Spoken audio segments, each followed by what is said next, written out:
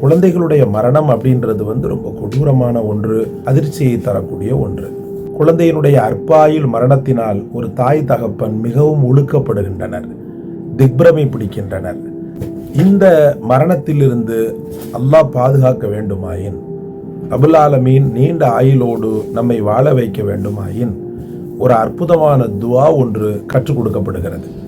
நபிகள் நாயகம் ஸல்லல்லாஹு அலைஹி வஸல்லம் அவர்கள் ஓதியதாக ஒரு ஹதீஸில் நாம் பார்க்கிறோம்.